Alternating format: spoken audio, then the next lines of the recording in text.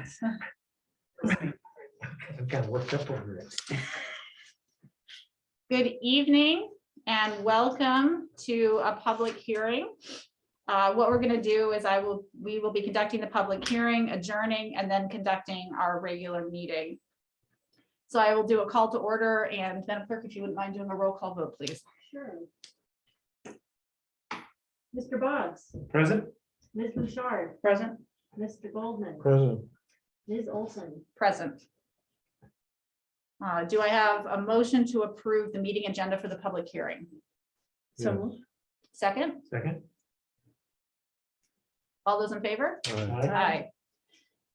Aye. Do I have a motion to open the public hearing on a local law to amend residency requirements of appointed town officials, deputy town clerk, deputy highway superintendent, and second deputy supervisor? This was duly noted and posted for So moved. requirements. So move second. All those in favor? Aye. Aye. Is there anyone in the public who would be interested in speaking on this matter?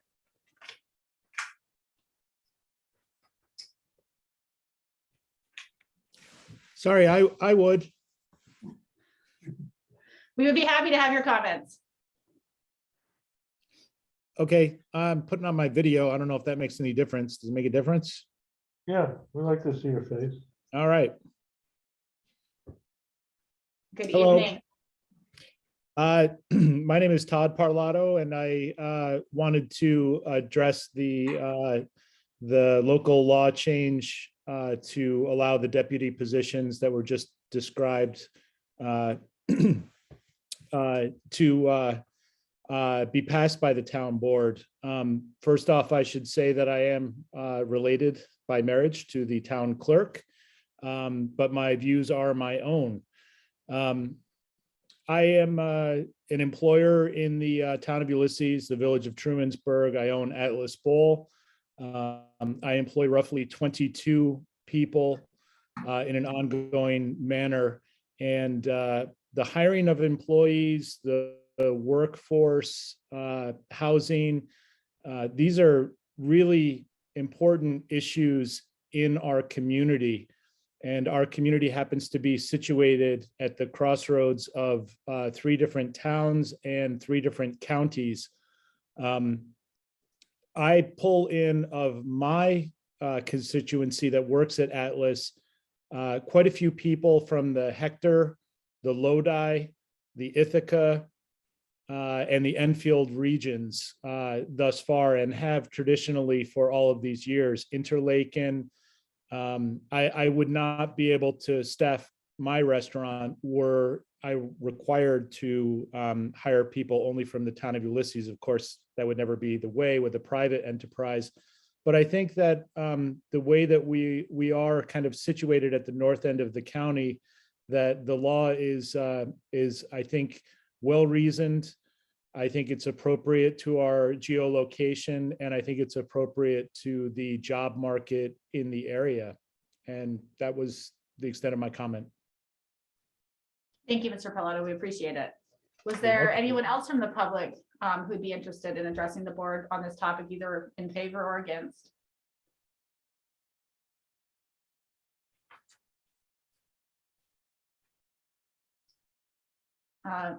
Ms. Marino, would you like to? I saw your hand pop up. Yeah, thanks. I mean, I agree with Todd. I totally understand the reasoning behind this law. I just had a question about what the premise that allows it for all the positions. And the reason that I'm thinking about this is because as I mentioned at the other meeting, we established the second deputy supervisor position when I was the supervisor.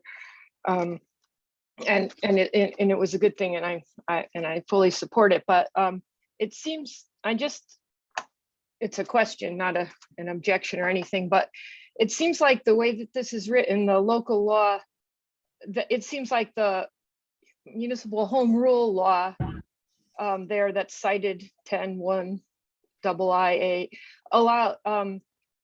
allows that superseding the other town law, the town law 23 there, and the public officers, because there's in the public officers law, it's not a general law because they put all those exceptions in it. And it seems like that is also the case with 23. But when we looked at that, because the town board had a lot of concerns about making a second deputy supervisor. So I looked back through my notes. There's another town law section 42 that says that the deputy supervisor or supervisors have to possess the same qualifications as a town elector. And so, but it doesn't look like there's anything added on to that one. So I'm just wondering, by the legislature, these exceptions. And so I'm just wondering if that is also needs to also be superseded in order to pass this for the deputy supervisor position. But isn't the qualifications for a town board member, you have to live in the town and be 18 years old? Yes, but this local law, as I understand it, is saying that you don't have to live in the town to be the Right. second deputy supervisor. So I'm just, I wouldn't like to see the town pass something that maybe doesn't, fit all together. So that's the reason I'm asking. Thanks. Well, Thank you. We're gonna close the public hearing and we'll have our attorney Okay, speak to that, good, because I okay. think that's a better approach. Was there anybody else from the public who would be interested in speaking on this matter? Madam Clerk, did we receive any written comments or emailed comments? We did not. Okay. I'll wait one more second. Is there anybody else from the public who would be interested in speaking? Doesn't look like we have anybody in the waiting room. Okay, well then I will accept a motion to close the public hearing. So moved. Second? All those in favor? Aye. Aye. Aye. And I would accept a motion to adjourn the public hearing. Motion to adjourn? Second. All those in favor? All right. Aye. Okay, which I didn't actually, we didn't have to do. So now at, bye Todd, thank you for joining us, although you're welcome to stay for the regular meeting. Be thrilling. Okay, for the meeting records, we are going to now convene the regularly scheduled meeting of the Ulysses Town Board for this January 25th, 2022. I will call the meeting to order at 7:07 and ask the clerk to perform a roll call vote, not roll call vote, just a roll call. Yes. Mr. Boggs. Present? Ms. Bouchard. Present. Ms. Olson. Present. Mr. Goldman. Present. Okay, we have a meeting agenda and it is posted. And I would like to request, if the board is in favor, I would like to add 3 smallish items. One is to discuss the schedule for interviews for our open town board seat. I would like to add a Camp Barton update and a discussion of the planner position. Need a motion? I do, and I think those can all fall under old business. I would add them under old business. Is there a motion to Motion to accept changes, uh, addition? second? Second. All those in favor? Aye. Aye. Thank you very much. Okay, we had a consent agenda on 2 items. The first one is accepting the court audit that was conducted on the 19th of January. We have to provide this to the justice courts. They need that. And so this is our method of then of the town clerk then submitting it on behalf of the court. So that's one item. And the other was the setting of the pay rate for a temporary deputy town clerk at $20 an hour for a consent agenda. So wonderful. Is there a second? Second. All those in favor? Aye. Aye. Thank you. Okay, we are going to move on to old business. We're going to pick up with a discussion of the local law to amend the residency requirements of appointed town positions. And before we get into it, I wanted, for the public's understanding and for the town board's understanding, I wanted to do kind of a brief overview of how this developed. I think it's good for the public record to be, for the public to understand and how we got to this point. The first thing, and then we'll get into specific questions and legal questions that are valid, and our attorney is present. The first thing I would like to note is that this is a fairly common town law proposal. Many towns in New York State have adopted similar legislation because of the challenges in filling positions from a small catchment area. The overarching purpose of this law is to provide a continuity of government and ensure that we're able to serve the needs of the people in Ulysses. The clerk, the highway superintendent, and supervisor already have the capacity to appoint in these positions. And the proposed law only changes the area in which the deputy can reside. The proposed law allows the 3 positions to be appointed from adjacent towns and all towns within Tompkins County. All 3 chief elected officials have expressed their support and need for this law to either currently or in the near future in order to provide continuity of services to Ulysses. Deputies serve in the temporary stead of the chief elected, or in the case of a second deputy, the supervisor, assist in the management duties of the office, because in this case, the first deputy would serve in the absence of the supervisor. Residency would not affect their ability to temporarily step in or assist in management.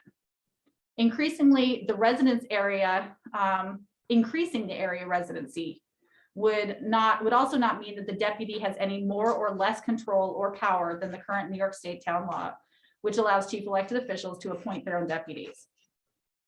Regardless of residency, should the chief elected resign or die, or the office be rendered vacant for any reason, the deputy would not fully assume the role of the chief elected, but could temporarily keep the office going. Should there be a vacancy in any of the elected positions, the town board will continue to be able to appoint someone to fill that seat that fulfills the electoral requirements of those positions, because those are not appointed positions. It's a temporary appointment that has to go before the voters. Regardless of residency, the 3 chief elected positions have the ability to remove any deputy who is not supporting the duties of the office. Recent hiring experiences in all 3 offices, clerk, highway, and supervisor, demonstrate the challenge in finding qualified, competent employees. Currently, we only have 3 employees in all of town hall and highway and the clerk's office who live in Ulysses. This also includes planning and codes, recreation, and the highway department and the court. That is less than 30% of our town's workforce. We have been fortunate to have amazing employees who live near, but not necessarily in, Ulysses. The deputies are appointed on a year-to-year basis, and the law does not change that. The town board has the ability to control the salary allocation for the position, and this proposed law does not change that. None of the positions listed in the proposed law are new, nor will this proposed law trigger any additional expenses to the taxpayers in this current budget cycle. Ultimately, the elected positions of the clerk, superintendent, and supervisor are responsible for the duties performed in their offices, and these positions are held accountable at the ballot box.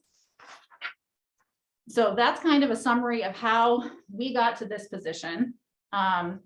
And I wanted to open up discussion for town board members. Our legal counsel is present. We've had some good questions that have been asked of us, and I think that legal counsel is the perfect person to ask them. Michael, did you want to kick off with your question? Yeah, this is for Nathan. So in public officer law 9, I don't know if it's the line that you have the same, but from line 4 to line 6, it says he shall, unless otherwise prescribed by law, possess the powers and perform the duties of his principal during the absence or inability to act of his principal or during a vacancy in his principal's office. So Is my, that for deputy or second deputy? that would be all of it. Well, that's not what we're saying though. Go ahead, Nathan. Yeah. Go ahead. Right. So generally speaking, a deputy serves in the absence of the person who fills the position normally. If the elected official in this case is unable or absent from the position, then the deputy fills the office. That's just how it works. And so in the case of, and this is as Caitlin mentioned, when we expand the residency requirements, it doesn't change the powers or the assumption of duties by a deputy. when the primary individual is absent for some reason. And so that person would assume the powers of the office. But I think the piece to really remember is that when someone is absent, it's usually for either a pretty known period of time or something has really happened to that individual. You know, perhaps they're sick or in some long-term care situation, in which case there might be some arguable grounds to either remove them from office, they resign from office or something, in which case there's a vacancy and the town board has the ability to then fill that position. So what, if they were a electorate of the town, so the supervisor's office would be less likely because we're talking about a second deputy. But in the case of like highway, that's where I'd be concerned is. Yeah, Yeah. so I mean, exactly, you know, highway and the deputy town clerk. I mean, those are both situations where there are exceptions that the state has authorized to that. You know, I believe it was mentioned, or if not mentioned, it's been circulated prior to in a prior email, that there's general laws and specific laws, and you know, at a certain point, the state has Swiss cheese hold this public officers law for residency requirements for appointed town offices. And I want to make that clear, for the appointed positions, not for the elected positions. And deputies are appointed. And that's really important to understand. And so I think at a certain point, you do have to make a policy decision. And Michael, I understand potentially your concern, right?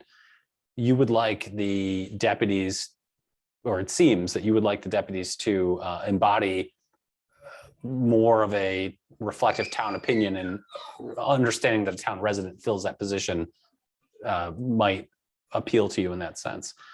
But it's not a requirement. And I think that you have to understand there's a lot of places that run into this issue, that they have to expand their residency requirements in order to fill the position.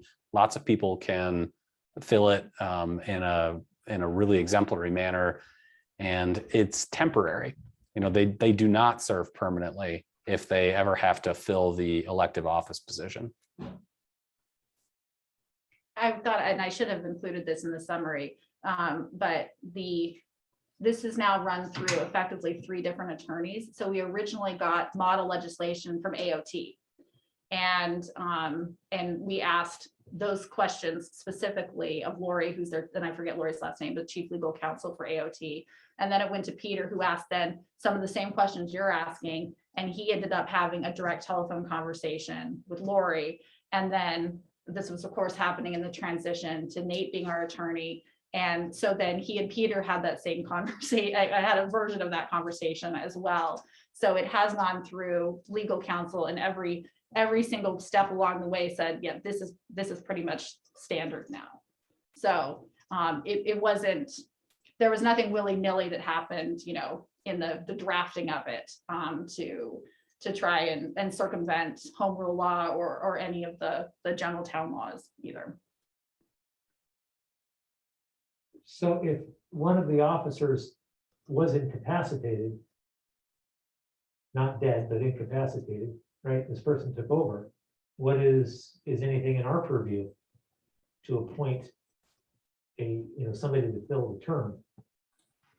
Yeah, and so I think that begs the question of, are they absent or has the office been rendered vacant? And I think whenever, like, remember, we're talking about people here. And so if someone leaves town for a day or a week, or goes on vacation, something like that, they're absent, arguably. Except with the common communication methods today, you can be much more present while still absent than one might have thought. If somebody becomes sick long-term or something like that, there's a question then of whether or not their office has been rendered vacant by their particular physical condition. And it's a kind of a gray area. You know, this does not come up that often.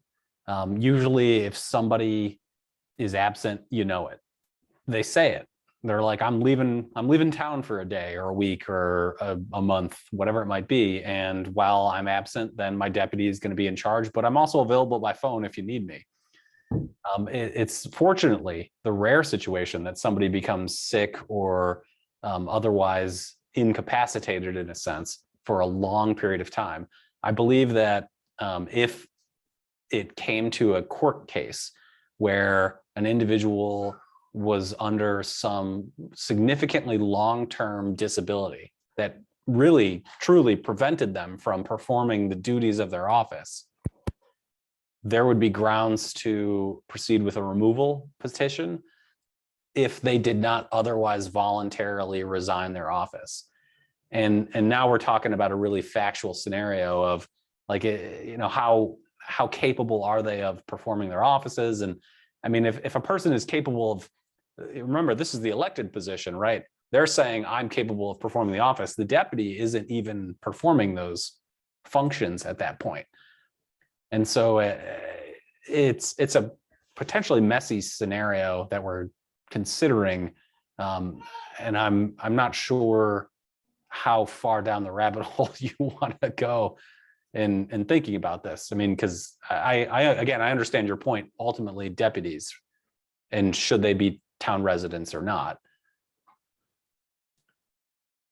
Yeah, so I'm not worried about the vacations or the, taking a day off or that kind of thing. It's what you just described, it would get pretty ugly pretty fast. But that would get pretty ugly pretty fast regardless of the Regardless of where you residency. So you would go through the same process of having to remove that elected official, even if the deputy lived in the town. Plus, we have no statutory power to appoint a deputy. That's up to the clerk and the highway department. The only one we're really talking about is the second deputy supervisor, because the other two are out of our hands.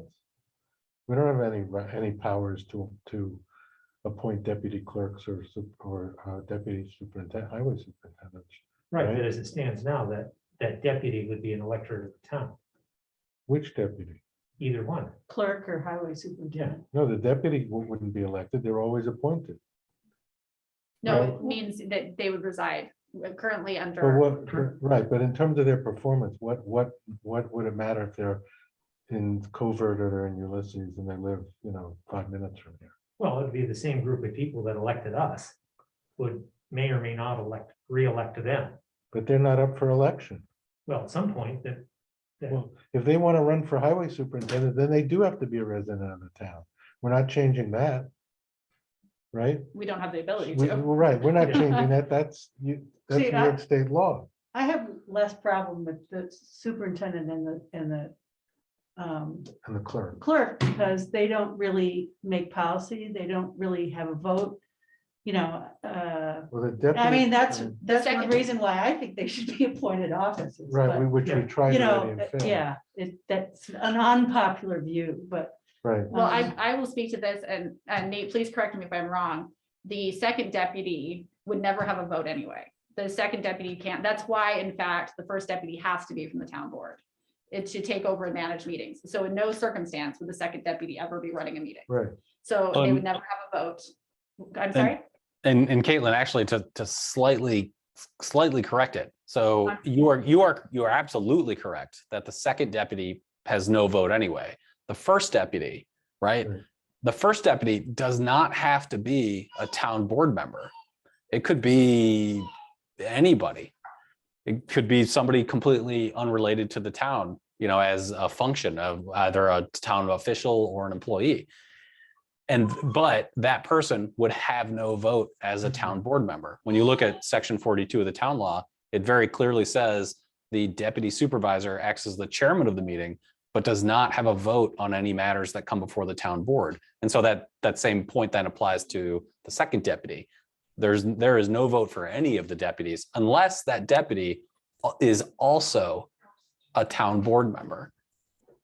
Thank you for clarifying that. See, that's why it's good to have legal Right. counsel. The other point would be is that your concern about policy is a valid one, but the only people who create policy are the town board. So it would have to be 3 votes on the town board. So a deputy couldn't create a policy. All of our policies have been adopted by the town board. So there's no capacity for the deputy in my absence So I can't create policy. Like, so that's not even something the deputy can do. I can draft something for you to look at and vote on, and I can vote on it myself, but I can't make it myself. So it's not something that could be taken from me because I don't even have that capacity.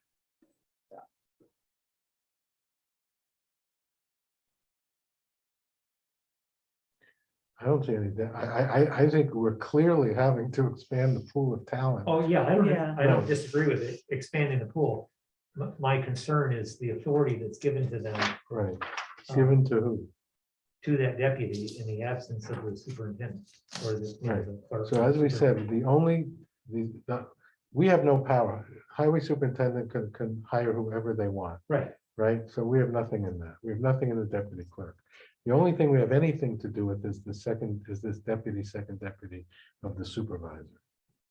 Right, as I see. right, but that's a layer down. So in the case Right. now that, I'm okay, the if you became deputy. incapacitated, then the second deputy take over. So you've got an extra layer there. Or the town board can appoint a new deputy, right? Right, there's a, Right, Nate? if I don't, If I'm incapacitated, can we then, I can fire you, Rich. you could, And and I- we appoint another town board member as the first deputy? So Well, you when would I, be incapacitated too. I mean, if he were when, taking- when I was looking at this earlier today, right? So, No, Remember, Caitlin's you- fine. COVID. Caitlin's fine. I'm incapacitated. Oh, The second deputy doesn't automatically become the first deputy. You guys would just appoint another first deputy from the town board. I would appoint another one, and in the Yeah. absence of doing Right, that, right. the town board can step in after a set period of time. I Right. don't know what that I is. think it's a year, well,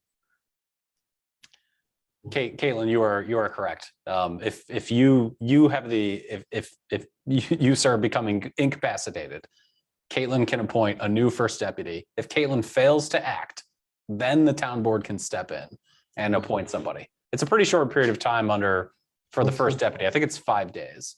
oh, So you right, gotta act pretty quick. great.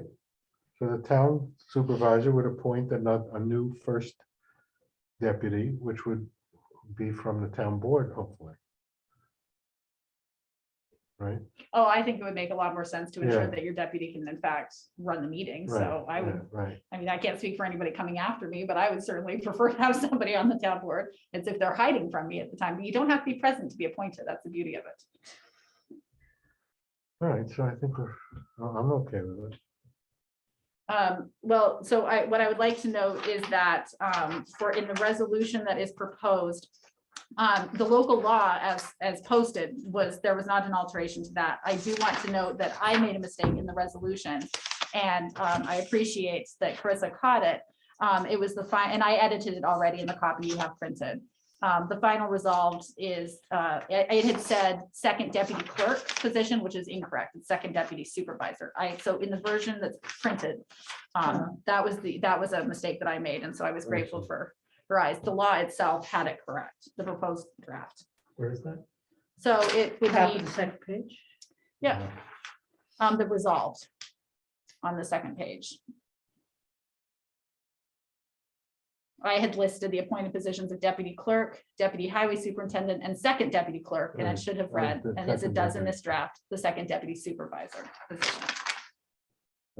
Okay. Well, so I move it. Is there a second? Any discussion? Any further discussion? All those in favor? All right, Aye. Opposed? Nay. Thank you very much. Motion passes. Okay. And then I would, if it's all right with you, because Nate is on the call right now, I would like to, as opposed to picking up our old business of scheduling interviews and things like that, I would like to move on to the discussion of the draft noise ordinance sure. while he's present. So everybody should have a copy, and it was posted online, the draft ordinance. There, to kind of go for the public's benefit, there was a hearing input. It wasn't a public hearing, it was a public session where people were invited to submit comments either in writing or in person last fall of nuisances. And one of the things that emerged from that was some constituents who had noise concerns. Back when the zoning update happened at the end of 2019, this predates me on the board, but I was on the planning board at the time. It's my understanding that that council recommended that when the zoning update happened, that the noise component of that was not part of it, and it should be done as a separate ordinance. And so this is the draft that was put together by a working group. I don't know all the people who were on your working group. It Mary? was Mark and Rich and me, and Carissa was, Here for came to the first meeting. So that's how we ended up with this draft. It was originally drafted by our previous council. I ran it by our new council who had some questions. And I wanted to have a discussion before. We've talked about sending this on to the village. I want to have some discussion to see if this noise ordinance is doing what we want it to do. I've had the opportunity to have more conversations than I would care to, I think, on noise in regards to how other towns in the county are handling it. And it is a real mixed bag on how noise is being regulated in different towns in Tompkins County. This would be the longest noise ordinance, just on printing. I believe we're up to 12. Oh, it's double spaced though. It is true. That is true. It would still be, I think, like, close to the longest then, if not the longest. Dryden's, for instance, is about a page and a quarter. But there were some issues that were raised as both with discussion with legal counsel and also with other supervisors about the challenges of implementing the laws. One of them is from so I want to touch on a couple of issues that I would like us to discuss, is what are we trying to accomplish with what is the overarching goal of this law? What do town board members, what is the town board's intention by this law? Because My intention is that residents don't get upset because Disturbing. loud noise is happening after a reasonable time period. okay, So I think that was one of the eyes we looked at when we drafted, what's Yeah. reasonable, what's not reasonable, how long should, playing music, electronic music be before, after 9 o'clock or 10 o'clock or on the weekends. So all of that went into it, okay. I think. So one of the challenges, I wonder, Nate, if you might elaborate on some of the challenges you saw about how these noise ordinances in general can be challenging.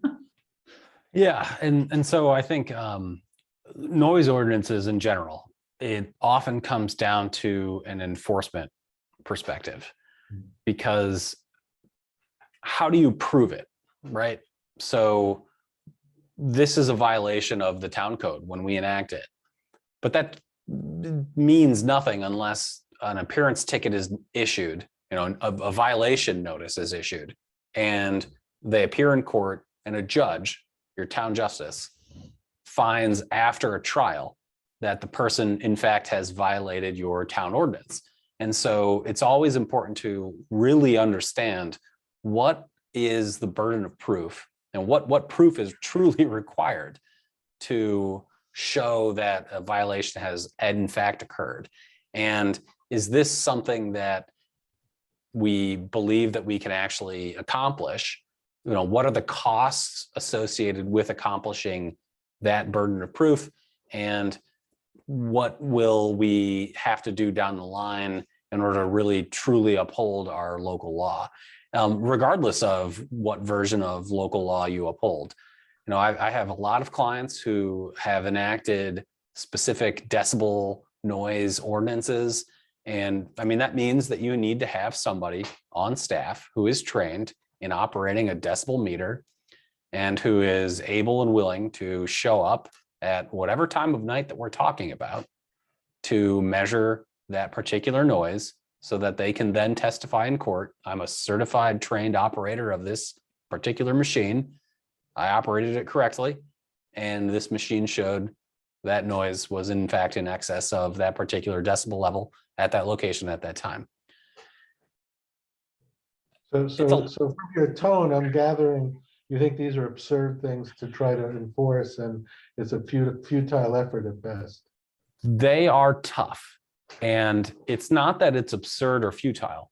It's that there needs to be a strong commitment from the town to fund enforcement of this position. So let me ask you this, can the code enforcement officer issue a citation or he has to, or not? Does he have the training to operate that decibel meter? And or does someone else have that training and is he He's willing, relying? and the village has one that we could share that they don't use, apparently. So he's willing. Now, is he willing to get up at 3 a.m? No, to go enforce it? Right. But he said, he got calls We're during grassroots. Right, and he, the middle of the night, And, So- and a call complaining about noise is some evidence of it. But if we use specific decibel meters metrics, somebody needs to go out there with that noise gun and take it. Neighbor complaints aren't enough to trigger under, I think, the local law that you folks have proposed. And then under a different scheme where maybe there aren't specific decibel meter noise levels, then you need people who are there and experienced to the noise to come and testify during a complaint. And again, it's not to say that these can't be enforced, but it's to say that there needs to be a commitment from the town to fund enforcement well, of this. Nate, have you ever seen this successfully done in a town, in a small town? I have, yeah, I have seen this. And it was specifically against a commercial operation, a compressor station for a natural gas pipeline. They were routinely, I mean, they were noisy and they enforced it against them. It's a thing to consider when reviewing noise ordinances. It's not to say that these things aren't useful or effective. They can be, but it's just as legal counsel, I've seen some of the difficulties that arise when prosecuting these things. Well, and can somebody call the sheriff?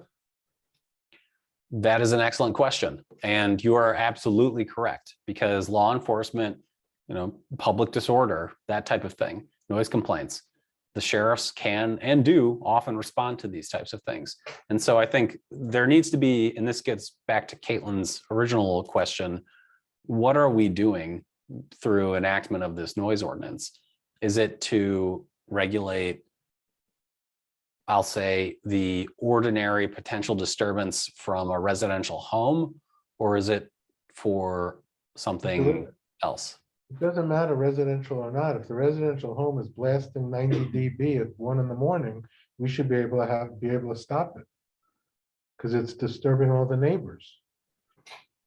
So I think we would like to serve the greater good by being able to curtail in undue noise at whatever time we decide to curtail it. When Right. I was in conversation, both with Nate and also with the town supervisors, it seems that that frequently there is noise when you could expect to have a complaint versus unanticipated noise issues. So when you're talking about like Mark going out on grassroots calls, it seemed that from my impression from the complaints and issues we saw last summer, last fall, it was less nuisance that my neighbors having parties. It was more, I'm concerned about how late music is playing or fireworks. Fireworks was a big noise issue. And so one of the suggestions or ideas that has emerged from different conversations is that noise becomes that one way to address noise would be to link it to the special event permitting process or site plan review of facilities and within zoning. Well, that completely takes it away from the ability to control a resident, a party at a house, for example, or somebody playing drums for 2 hours, which happens a lot in my neighborhood. I mean, so I don't agree with that at all, that it's tied to a special permit. Okay, I think that's for me, and doesn't make any sense. And that's not what we're trying to do. The special permit will have its noise ordinance on its own for big events, but I want to protect the residents of the town on an ongoing basis. So I- no, go ahead, sorry, Nate. I think if that was a concern, there's certainly a way to address it through bifurcating, because there's different uses for properties.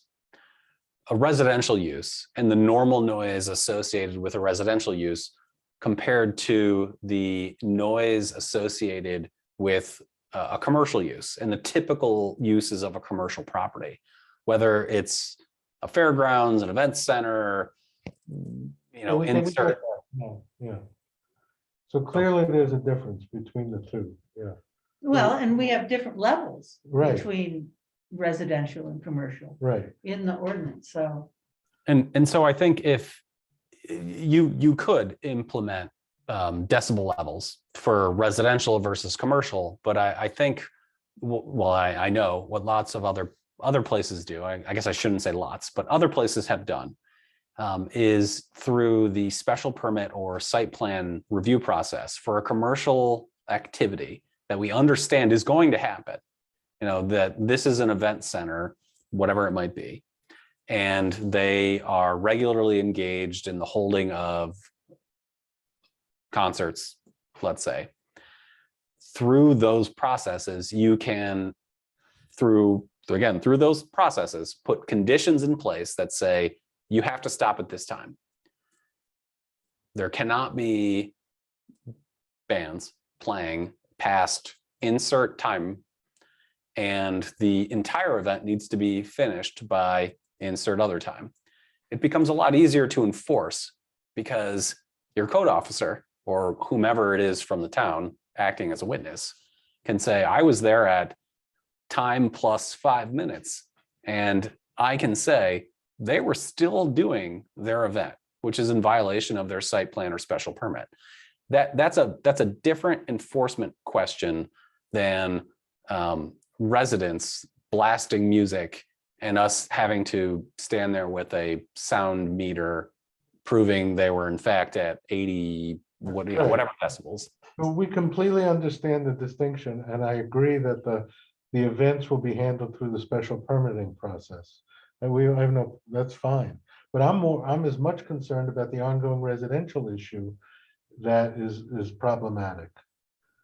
So so somebody could call the sheriff if parties are going on at midnight and they're making too much noise and they're rowdy. I mean, that's right. And as long as our ordinance covers that, they can enforce it and issue a citation. No, am I missing something? No, I think then there's the point I was making was I think that there's a different way to set up your law to require or impose a noise ordinance for the scenario that you've just discussed, while also addressing the larger, potentially, I'll say, routine noise types of concerns that might be occurring. And your current local law draft, I think, doesn't contain the elements that I would prefer to see if I was trying to enforce all of your noise ordinance against all of the use cases that have been expressed as concerns. Great, so send us what you want to come up with and we'll put it in.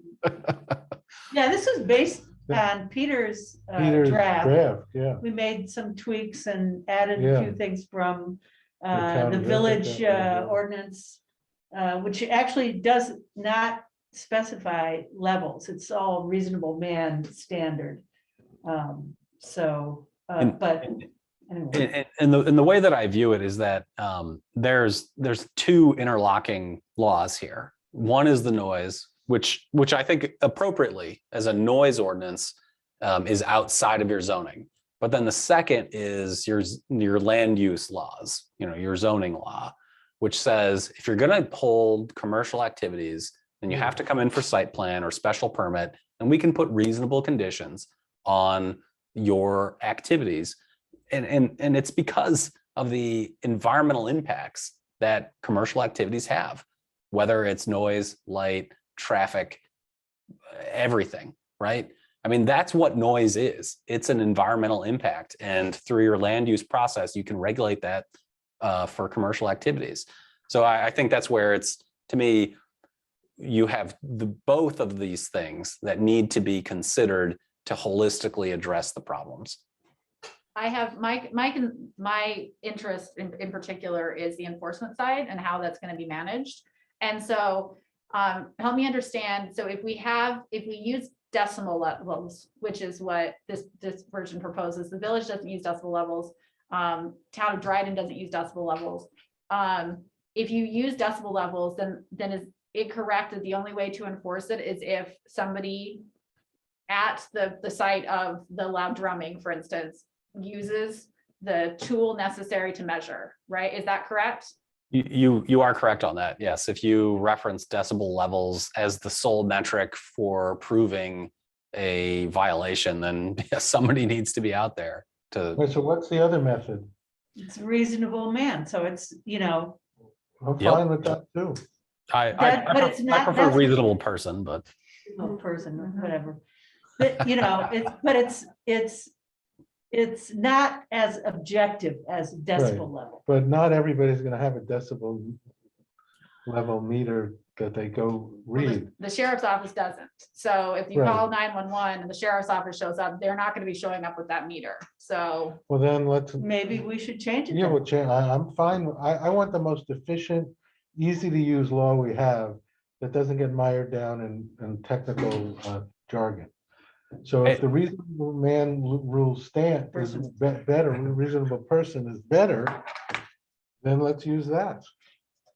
so there's two competing thoughts to weigh when deciding whether decibels are a reasonable person standard. One is decibels. It's measured by on a piece of equipment. It's hard to argue with because if this is an accurate piece of equipment operated by a certified person, presumably the reading is what it is. You were in fact over the decibel limit. Reasonable people have a tendency to differ, and it requires a lot of extra testimony from the people who were there. And so if you use a reasonable person standard, which is common, I don't want to say otherwise, it is common, but I would, as a person enforcing your noise ordinance, we would need a lot of people to come and testify about how excessive that noise was. And I would like to think if this is truly a problem in the town, not just one person who happens to be the neighbor who happens to be complaining about it, but truly a town issue, that there would be a lot of witnesses available to come and testify about that. But I can also say, one of the things we run into is people willing to actually come and testify in court under oath about noise issues. Okay, that doesn't mean you don't put it in just because you, I mean, also the law itself could be a deterrent. Because you don't want the person who's gonna get cited, they don't want to come into court, they don't want to take, so it's a deterrent as well as a particular enforcement issue, just having it on the books. If we never even use it. At least it's there if we want to use it. is the board comfortable with us working? I can work with Nate, anybody else who wants to work too on it, on getting a simplified version that covers the issues we talked about tonight. Well, I think Mary's been drafting it, I think. Do you want to be involved in it at this point? I don't think you need to, Caitlin. I am happy to work on other things. I have many of them on my plate. I just, yeah. What do you think? Yeah, I'd be happy to work on it with you. Okay, great. I talk to Nate every week, so we can be rolled in maybe to one of those sessions. I think the city of Ithaca's noise ordinance is actually longer than this. Oh, okay, well, then It's about 25 pages. So, but Nate, I'm left with a sense that you're not, your experience with these ordinances isn't very positive. They're factually very intensive. And often I think when town boards are confronted with an issue, it's usually because of a particular person, one person, who might be really upset about it. And they might be actually very correct. But when you get in front of a judge and you have to prove it, a lot of things need to be explored and understood. And the more witnesses we have, the better for those types of issues. And so, yes, I guess long story short, when it comes to noise ordinances, I just want as much proof as we can and in as effective a manner as we can. And there's just tensions between both of these methodologies for proving it in court. But if you had your druthers, would you recommend to us we don't even adopt one? No, I would say adopt one. You know, Yeah. you mentioned there is a deterrent effect because these laws, they're enforceable. They're absolutely enforceable. You can enforce them. It's just make sure that you can prove it. Right, Well, that's why we had Mark on the committee. Right. Because he would, yeah. in all likelihood, be involved in. Well, he brought it up at every meeting. How are we gonna enforce it? We all Yeah, agree it's a yeah. difficult Yeah. situation, but that doesn't mean we shouldn't put it on the books. And have- not to sound ridiculous, right? But murder is often pretty hard to prove, but it's against the law. It's on the books, and we enforce it. I mean, this is admittedly less than that, but there's reasons to have laws in the books and acknowledge we have. What did you eat today, Nate? Might lead to murder. No, that's what I was thinking. Yeah, exactly. Okay, Yeah. then we will come back and work on another draft Okay. and simplify and et cetera, et cetera. Thank you so Thank much. you. I think we are good. I mean, you're obviously, I thank you so much for your time tonight, Nate. We appreciate your assistance. Okay. Good talking with everybody. And Caitlin, then do you want me to head out or? I think that the rest is probably mundane stuff that while I find it fascinating, I don't know if everyone else does. So I think you're probably safe to take off and have an evening without us. But thank you so much for your time tonight. Good night, everyone. Thank Good you. night. Thank you. I would like to jump back and open up to privilege of the floor.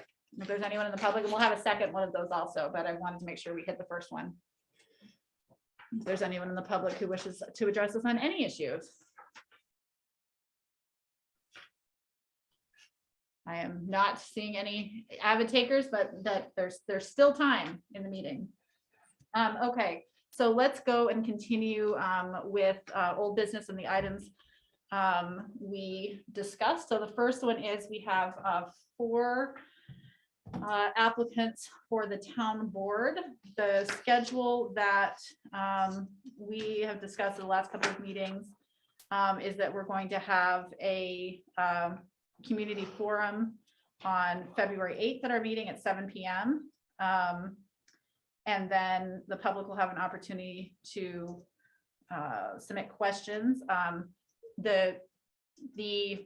I had quite a conversation with Nate about this, and we have no obligation to do this. This is something that we have opted to do, but there's no legal requirement to do it. And so I was trying to think of a way that would be open for the public, but also respectful of the people because there's no legal requirement for the applicants to participate in this either. My suggestion was going to be that anybody who wanted to ask a question could submit a question instead of asking in session. And every applicant could be provided with all of the questions that were asked, and then the applicants, we could set a specific amount of time where they could answer the questions that they chose to ask. I mean, I still think it's highly unusual. It's not a caucus. No, it's not. And we're empowered to make this choice. And it's a less than a year appointment, Yeah. it's just seems laborious. Well, we were challenged on not having the public participate in the last town board appointment, which is why the board chose to go in this direction. So Well, all right, so fine, let's get comments, because you're gonna have to convene another meeting. I mean, So this Yeah, would happen well, at the beginning of our regular meeting. And we could assign a certain amount of time to each person to get to answer any of the questions the public had answered or had asked. And they can use their time or they can not use their time. I mean, also the applicant can not have to comply. Right, there's no There's requirement requirement, that we're not forcing anybody to comply. right. But if they choose to, that's an opportunity for them to explain maybe, you know, who they are or what their, you know, answer any questions that came from the public. well, I'm just wondering why we would be doing this, getting public input, because it's not an election and It's you know, not, we are the people who are making the decision. And I don't know. Well- It just seems like, So are you talking about us submitting questions? No. No, No, the the no, public. the public. public could Public, ask okay. questions.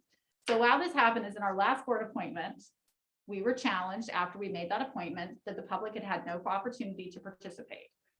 Legal counsel said we did nothing wrong. Well, the question was we, Went into executive we made session.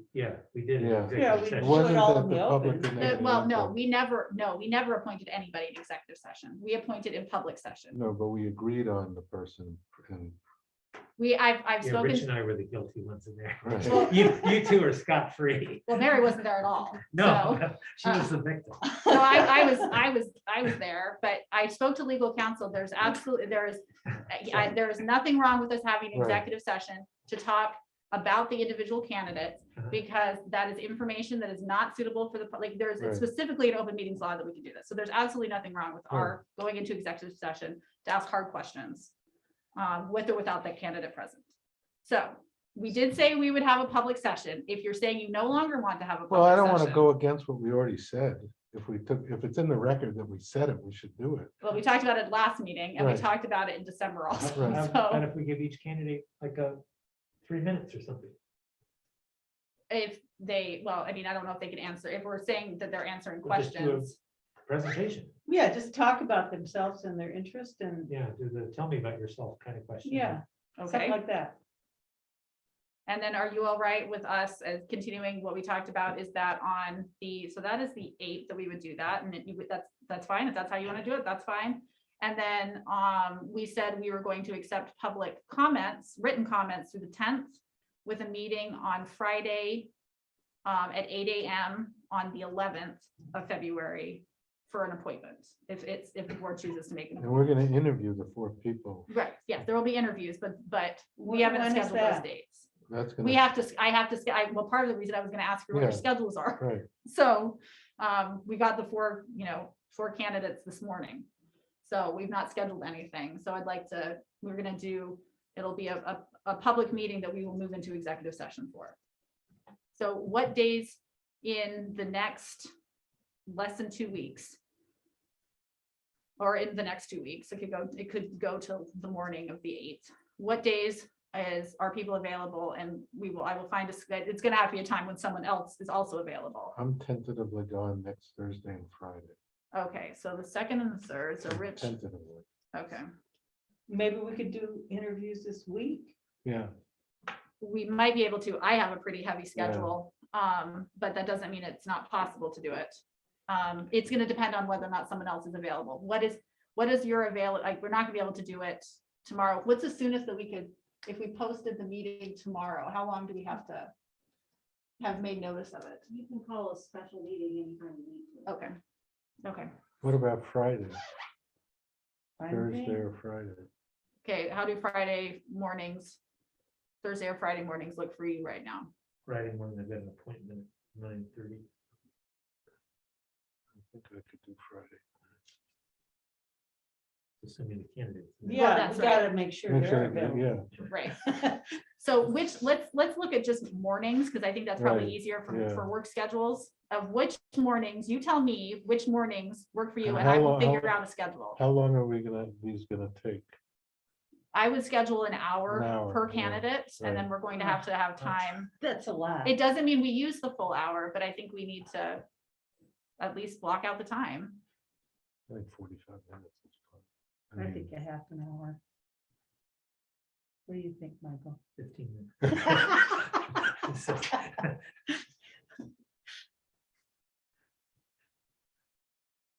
Well, Roxanne is here. She could tell you her schedule. So you could get her scheduled. Well, I think I'm just gonna send Okay. emails. I don't think that we Alright. need to put anybody on the spot right now. You tell me what mornings would potentially all work, and we'll just crank through this quickly. Anyone except tomorrow. And so Thursday and I think Friday, Thursday and Friday are okay with me. And Monday.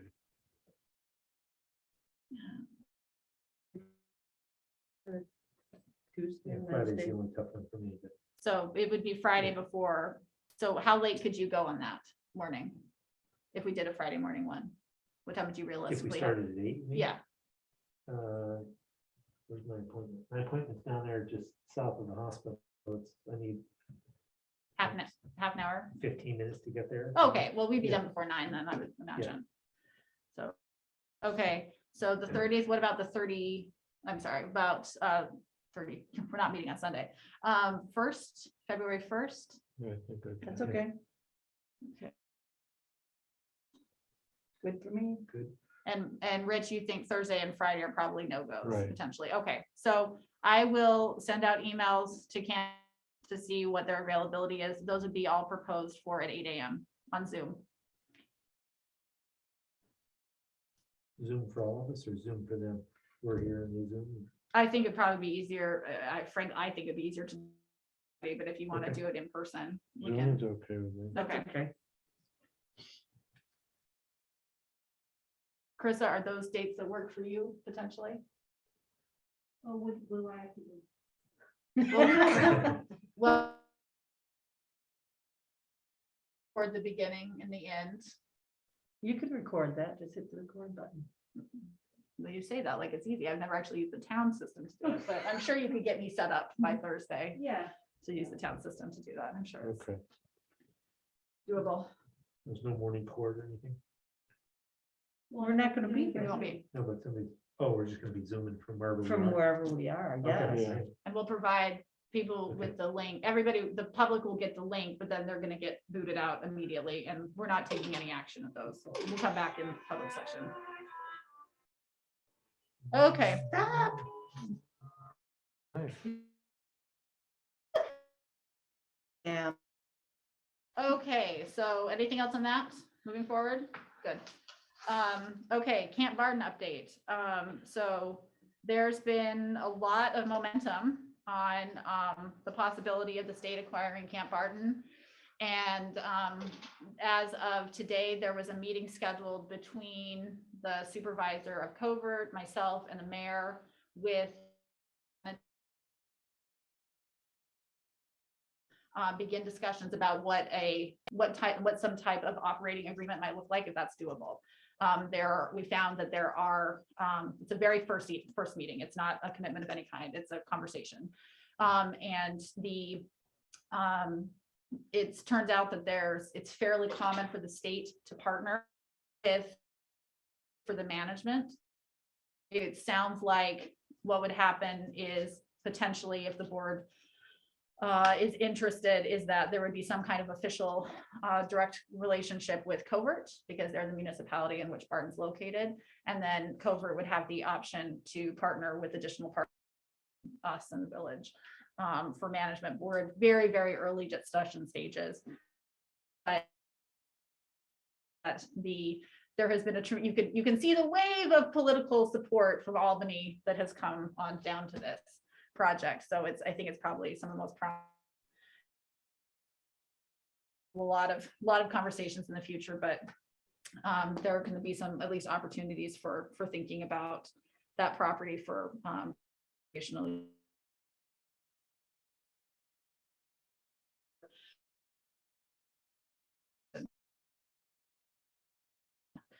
And then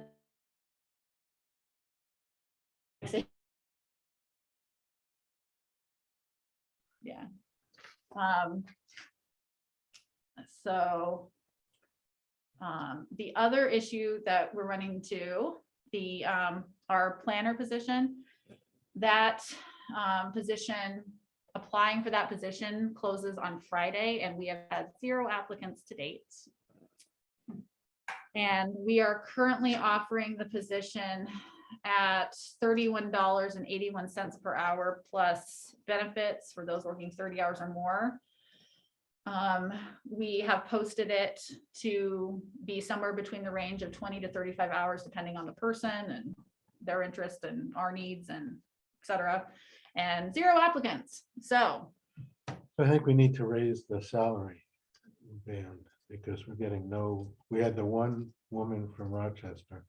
She wanted us to cover her legal costs if there were any, and we didn't decided not to do that. But other than, oh yeah, and we one other guy who was really not appropriate. That was it. And now we have nobody. and it is not sustainable to have a temporary planning and zoning officer. No. It's causing stress in the clerk's office, it's causing stress in my office, it's causing stress to our, most importantly, to our constituents who are trying to get things answered, and we're just not, we don't have enough coverage right now. That's the fact of the matter. So, Is it coverage issue or what do you mean? like where we're trying to pull from or? Well, I've advertised to the entire Cornell network. It's gotten on listservs that hit the like other academic institutions of planning departments. It's on the county website. It's going out in the newsletter, which is apparently the source, but unfortunately, we're not. This is not unlike every other business in this country where people, the wages are going up to meet demand. There's a lack of supply. So I think we have to recognize that and adjust accordingly. So what do we do about the budget in that case? Well, we have a lot of money saved from Zepco's position because he's not been there for so long. So I think that could be used to offset the higher salary for the next year. And then next year, we just put it in the budget. So what I would propose, if there is interest in raising the position, I think we need to raise, it's clearly not working at its current juncture, is that we could produce some calculations of what the financial impact would be to increase it at some different rates.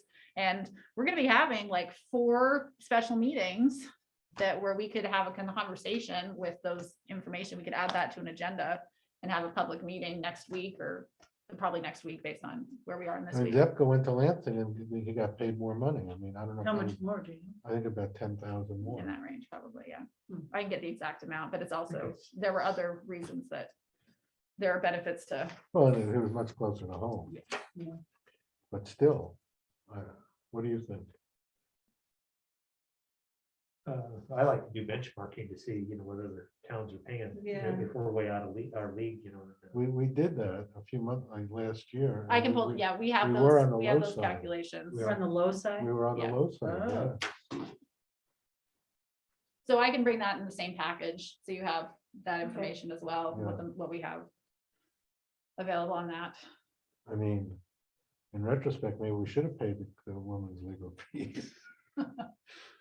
Yeah, but, It wasn't right. That didn't really Yeah, set the but- right precedent. It though. wasn't, it wasn't a good buy. It was not, Yeah. it was not a Wasn't good, thing. good choice, I don't think, but, And okay. She was reached out to Rochester, so clearly the word got out. Yeah. Well, she was in the Cornell network Yeah. as well, yeah. So, I mean, it's a rough hiring market for everybody. I mean, you talk to anybody who's hiring professional staff and its applications are down all Well, over look, the Carissa place. can't get a deputy clerk. I Well, maybe mean, now she can. Yeah, yeah, We're hopeful, we'll see. yeah. but, okay, so, Right. we'll figure out a time to get on an agenda next week. Okay. So you have some stuff to look at and Yeah. consider, but I think I think we've kicked this as long as we can. It's clearly not working. Right. Okay, Okay, thank you very much. I appreciate the guidance on that.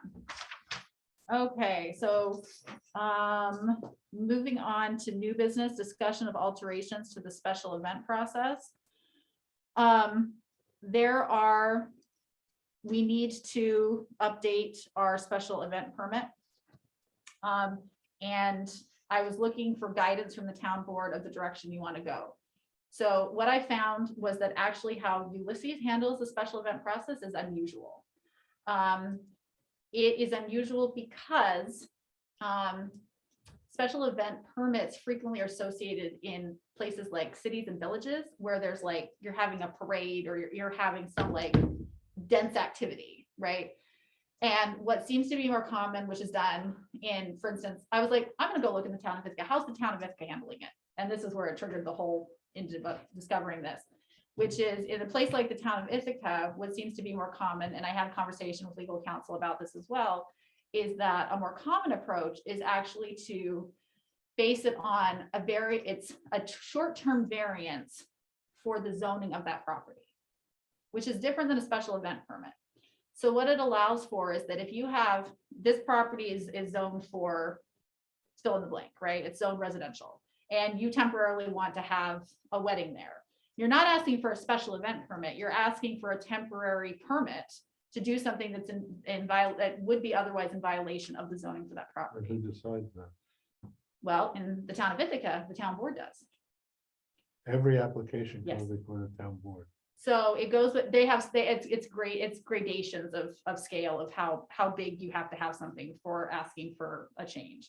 But yeah, they actually, instead of having their code officer do it, you have to ask for a land use variance basically from the town board.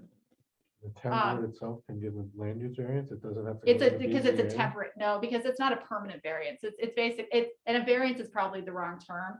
It's a safety valve for something that only happens occasionally. It's not a permanent anything, which is what goes before the BZA. Then that makes a Right. permanent change to the land use. So the idea behind doing it that way is that you can actually set up properties to say that you could go through, and I'm thinking about the fairgrounds in particular.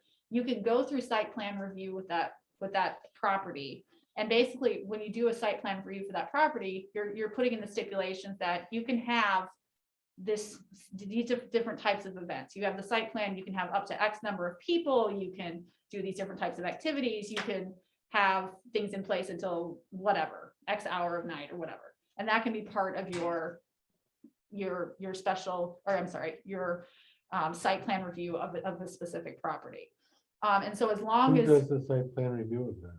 you would do it through, well, that happens, that's not a quick process. That's gonna go before planning board. Right. And so that's not and someone only has to do it once essentially. And becomes part of the land use for that particular property. So if they wanted to do something different than that on a temporary basis, they would have to go ask for permission, but you can basically set up a property to be functional for its intended use and through that process. So Why is that better than the special permit process we use? So basically, well, I mean, I think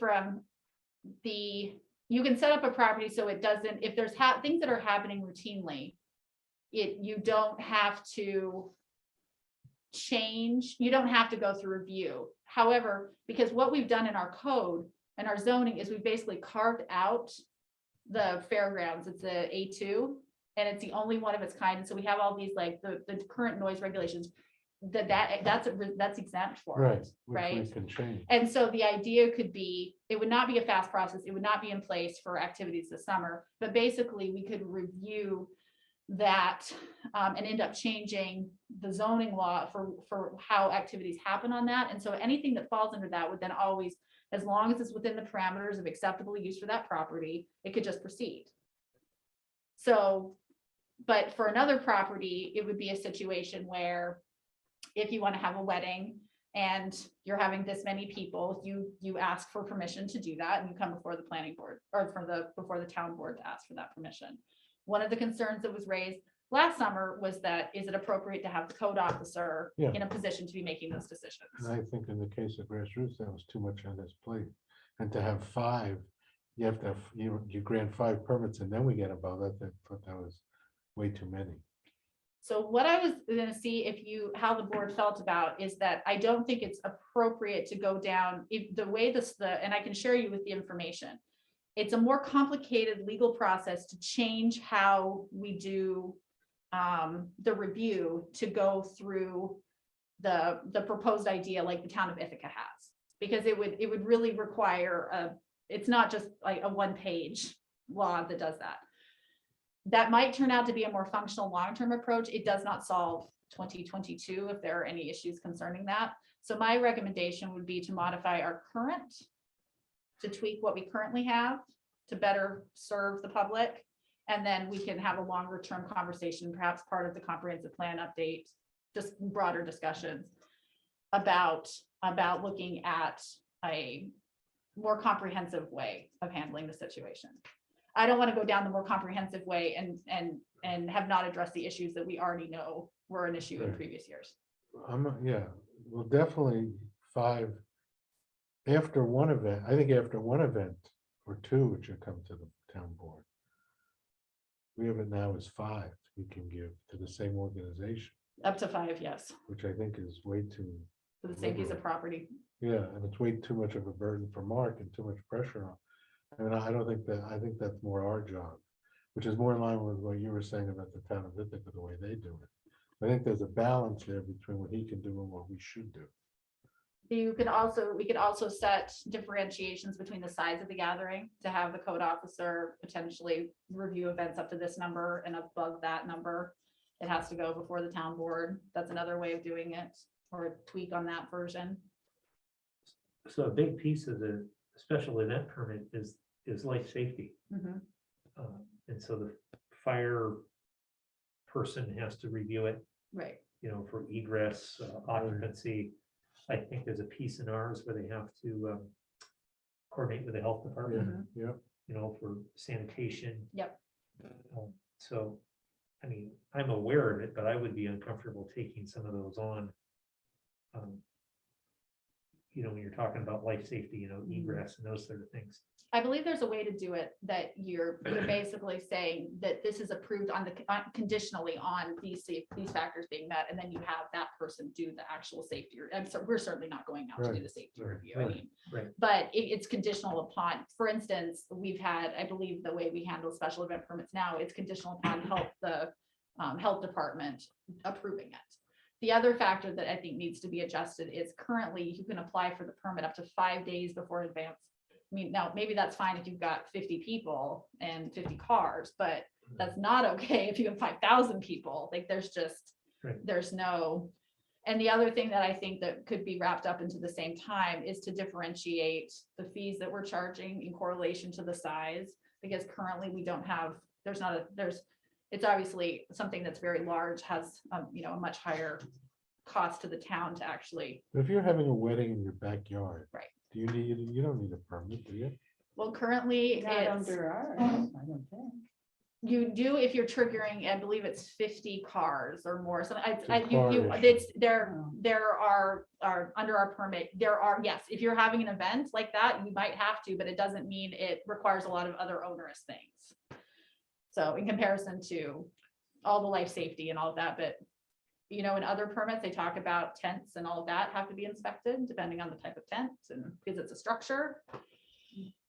So anyway, if you're okay with effectively looking at a tweaked version for 2022, then that's the direction we can move in. Because you don't think we can get it in place. for I the don't think summer. we Right. can. Yeah, okay. And I don't think it's fair to the public to not, have time to adjust to it. I think a modified version of what we currently have might be realistically the best we can accomplish right now, and then have a more robust conversation on that. Or maybe it works and we don't feel the need to make any other changes. And Well, why don't we have Mark here at one of these meetings so he can articulate to us what he would look at, what he thinks needs tweaking from Okay. his standpoint. Sure. Yeah, I find his input valuable and. So that, yeah, Oh, no problem. Absolutely. Yeah, we have 4 special event permits is the limit. I think after 5, is it 4? At 5, you have to go to the town On board. the There's 5th, no you have more to, than 4, right, so on the For 5th, you have calendar to go year. to, right. So on the 5th, you have to. or go- for the same property. Right, I think, yeah, if you go through there and look at some of the verbiage on it, and then ask, well, last year was special, and I don't know if Omicron's gonna tail off Right. and they're gonna have the traditional grassroots or, The planning's happening for the traditional grassroots. Yeah. I've attended they've had a meeting for all the different entities that have some connection to it, so sheriffs and health department, all that, and Mark and I were both on that call. Uh-huh. So the intention is to have and not do the 4 weekends. there's been no mention of the 4 weekends. I can't speak for grassroots, but their intention is to have their 30th anniversary Right. 2 years later. So that's what I know at this point. And they're working with the health department and meeting all of they have a schedule that they have to operate under. Okay, So Okay, well, I appreciate the guidance on that. Thank you. That's very useful. Approval of minutes. I did not provide you hard copies because they were provided via email and they're on the website. Did anybody have any alterations? There were 3 meetings. The organizational meeting on the 5th, the public hearing of the fire contract on the 11th, and then the regular meeting on the 11th.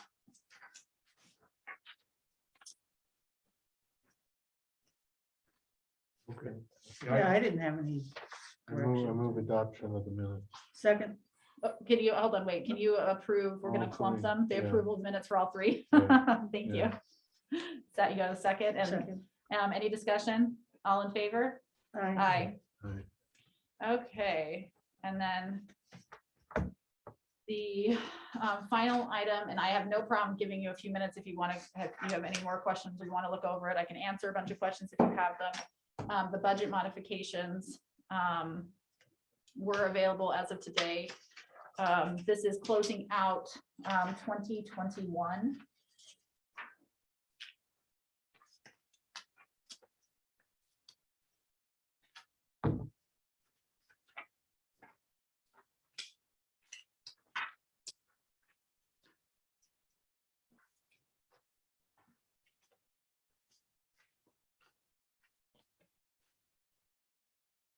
So Yes, sir.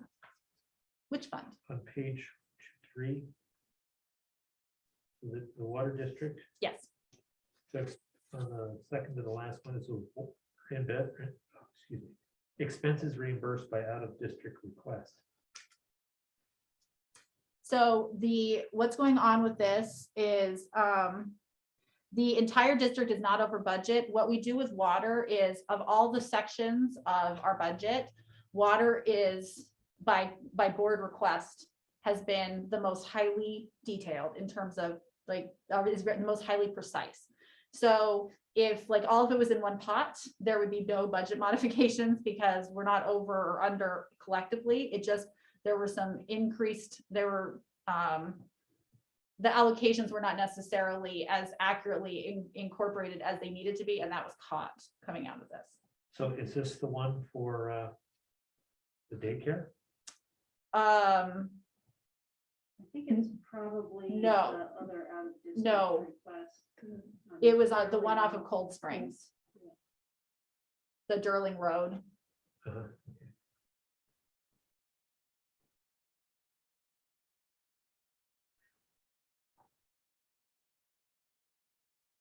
So that wasn't covered by any fee that they were charged? So they were charged, Expenses reimbursed by other district requests. yes. So, oh, you'll remember how this happened, is that we had, we were charging more. Do you remember? We were Yeah. charging more for an out-of-district user, and then we decided when we added the Durling Road property that it was unfair to have on that additional amount. That's what this correlates to. Does that make sense? So previously, we were charging a little bit extra to another out-of-district user who had tapped into the system. When we added on the Durling Road property, the board didn't feel comfortable charging that 110%, and so we adjusted everything. Am I remembering that Yeah, correctly? I think so. Oh, yes, In general terms? yes.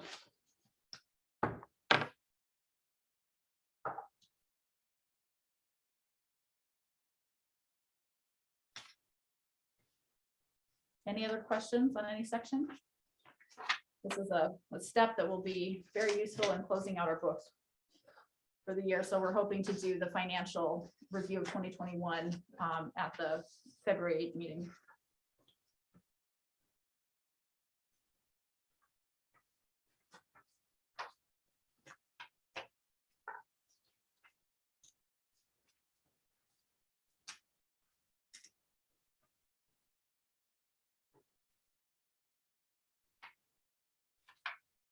Good. If everybody's okay, then I will accept a motion to approve the budget modifications. So moved. Second, all those in favor? Aye. Aye. Okay, I think we are back down to, we got some events coming on. We already had the deadline to apply, and we talked about our next series of meetings. You'll be hearing from me in the morning about getting those set up. But I will not be doing it at 8 a.m. because the finance committee meeting will be meeting at 8 a.m. Thank you very much for doing that. Our first regular scheduled meeting in February is on the 8th, and then we, as noted before, we've canceled our regular second meeting in February. So that brings us to privilege of the floor. Is there anybody in the public who would like to address us on any matter? Yep. Roxanne. Please go ahead. Yes, me again, still here. So just speaking as an applicant for the board position, I would like to see the board give some clarity on what this process is to all the applicants when you email them or whatever. It's, you know, incredibly unusual to do what you're doing with the public forum and the questions and the public submitting comments. It's never been done in the town before. So it would be nice if everybody had an idea of how, you know, that's going to go and be applied, you know, fairly, because as you said, people don't have to come. So are you going to hold it that way if some people are not going to come? So if you could just let everybody know, ask, and then let everybody know when you know that, I think that would be really helpful in terms of fairness and process. And then my other question is, because this is kind of like a caucus and a campaign of sorts, but also with public comment, you know, being sent in, can the public send the comments in anytime, or is it just going to be in that 2-day window? Because at least I've had a few people contact me since they found out I was interested and want to know how they could support my application. And so I'll have them write whenever, or I'll have them wait in They could write the now. window. I want to be fair to everybody, and I'd like to have the parameters defined really well. So thank I mean, you. Roxanne, you could have people right now, they know you're applying. Right, Mm. but before, when I sent in my interest, I was criticized for doing it too soon. So I just want to make sure that I'm not seeming like I'm trying to do some unfair thing that's going around the process, is all I'm saying. I want to be totally fair and open. And so I just feel like it would be good to know. It would be good for all the candidates to know that these sort of things are happening. The public Q&A and the public comment submission is an option. So that's all I'm saying. Our emails are on the webpage. They could just email us. Yeah, no, it's fine. You're not understanding what I'm saying. You want to Yes, clarify that, yeah. Yeah, you're not understanding what I'm saying. I know how, you know, they can figure out how to get in touch with you clearly. You want it It's to be just- fair and everybody knows ahead of time how it's gonna go, so everyone has an Right. even playing field. Yeah, You just understand? laying it out really clearly when everybody's contacted about the interviews and the rest of the process. So we all know, you know, the parameters and that we're operating within. That's my only point. I'm not criticizing it or anything else. I'm just saying it's not ever been done before. So there's no, you know, precedent to go back on the process of how it works. So that's all. Thanks. Thank you. Thank you. All right. Are there any more other comments from the public? I see Linda. Yes. Yes, hi. Yeah, I just had a comment about the planner position because I know how important it is to have a planning manager. Have you taken any, I think it would be worthwhile taking a look at the job description rather than just in addition possibly to raising the salary, because that might be a deterrent too to some folks. I know you need to create a job, you know, in our environment, but there may be some things in the way the position is described that is getting in the way of people wanting to take the position. Do you have Do I have an anything opinion? particularly in mind? I don't know if possibly some of the enforcement activities that have to be done might be a deterrent to somebody who really wants to be. They're a deterrent. They shouldn't have- I mean, we need Well- that. Yeah, I mean, you You No, I can't know have you it- need it, but maybe it's the way, it's just a suggestion. I don't know for sure, because I'm not sure what kind of a person or career path that planning managers are on.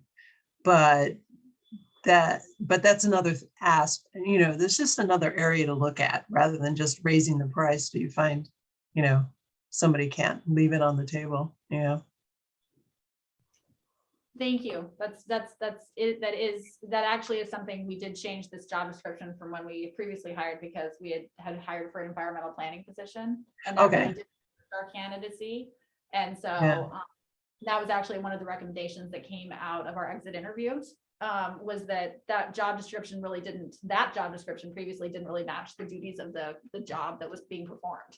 And so we tried to right size that based on that, in part on that conversation, but I'm happy to look at that as well. The enforcement is important, so that. No, it is. Yeah. No, I understand, because as part of the planning, process, we need more enforcement. So, I didn't really want to come out and say that, because last thing I don't want is less enforcement. But yeah, so I get it. Yeah. Okay, That's great. Thank you so much, Linda. I appreciate it. Yeah. Oh, Roxanne, yes? Oh, you're muted. Yeah, just going off of what Linda said, it made me think that I wonder about looking at how like Danby and, they just redid their zoning law quite a lot. And, Lansing is a bit bigger than us, but how they are doing the enforcement portion of the whole zoning thing, maybe they've figured it out differently or something like that. Towns that are about our size, well, I mean, Lansing's a little bigger, but that have a big zoning law and how they get the enforcement done. Maybe we can look at that too and see if there's another way to tweak things, like Linda's saying, to make it more attractive. I mean, now, Lansing has our old planner plus one of the people that we had for our zoning update, and then Danby has the other one. So the jobs are, at least were seeming attractive. So maybe we could look at how they do it too. Sounds like we're a good feeder organization. Yeah, I know. okay. Excellent. Yeah, maybe we could like talk to Darby and Sue and maybe like this, she suggested CJ and say, what do you make of ours? Are we unattractive or? Well, I is know there something in comparison to Lansing is large enough in their budget to be able to, their planners are able to specialize. And that's something a lot of planners prefer to do. You have to really be a jack of all trades in ours. And so, our previous planner moved into a more specialized role in Lansing, for instance. And so there really is, you really have to be able to do a little bit of everything in Ulysses, because it's just you and you're the zoning officer. So I know in other communities, sometimes the codes officer is also the zoning officer. I think because of the complexity of our zoning, that would be a really heavy lift to expect our code officer to also do that. So that would be my take, but I'm happy to do some more investigation on this process, because it's what we're currently doing is clearly not working. So. Yeah. Excellent. Well, thank you so much to both of Okay, you for the thank you. feedback. And with that, it's Rich's turn. Move to adjourn. Thank you very much. All right.